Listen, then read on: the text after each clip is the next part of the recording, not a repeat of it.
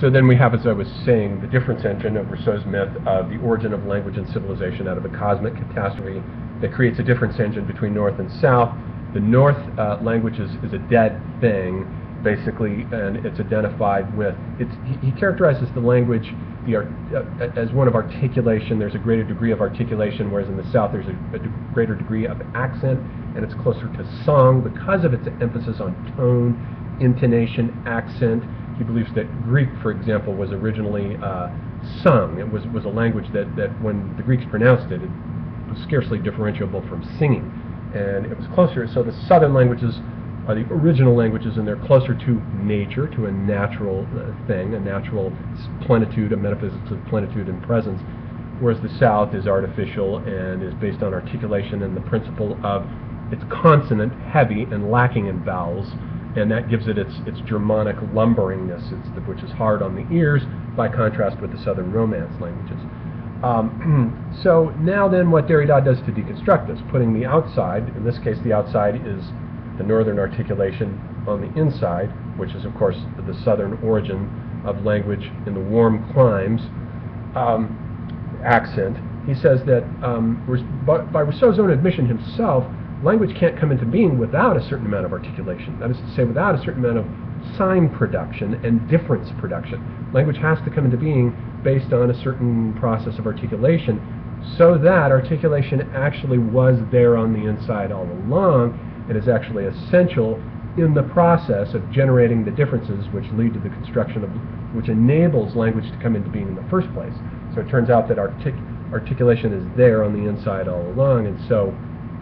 this is his deconstruction of Rousseau's theory of language coming to being as the result of a cosmic catastrophe in which the opposition between articulation in the North and accentuation in the South is effaced by finding the interior,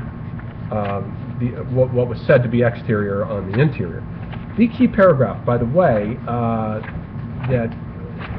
gives the metaphysical image that I was talking about in Derrida is to be found on page 215, where he talks about the plenitude being fundamentally the metaphysics of the metaphysical tradition, where it's based on the construction of an interior that is a plenitude in which the supplement, writing is identified with the supplement, it's artificial, it's something that is posed as it poses a threat to the plenitude and interior metaphysics of speech and presence and voice. That paragraph is to be found here if you want to read it, and it basically reveals that Derrida, there is a myth in Derrida's thinking. Someone like myself who has studied a lot of mythology, I see the mythic structure of, he's always concerned with the cosmic, the myth of origins, the initial singularity that gives rise to the fundamental pairs of opposites, which in the metaphysical tradition, the figure ground gestalt is to see the figure as two opposites, one of which is outside the other, and the exclusion of one, the exclusion of culture, of writing,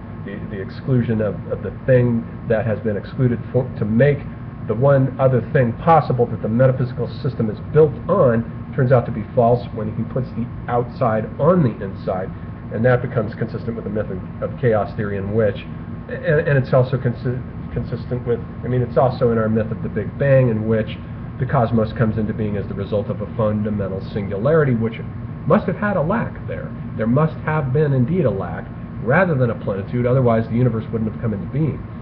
It created itself as a supplement to that initial lack that was present like a crack in the cosmic egg at the start of creation. That's the myth that structures Derrida's thinking. He's always looking for the supplement that's there in the beginning, that gives rise and enables rise of the play of différance, the play of signification that generates the system that comes into being out of these pairs of opposites. So there's nothing unintelligible about Derrida. It's very clear, and there's this mythic aspect to it. So that's basically, it's a longer chapter, and there's a lot more detail in it than that, but those are the key leading themes and ideas of this chapter that once you grasp them, the rest of the chapter comes into clear view. So that leaves us one more chapter in grammatology.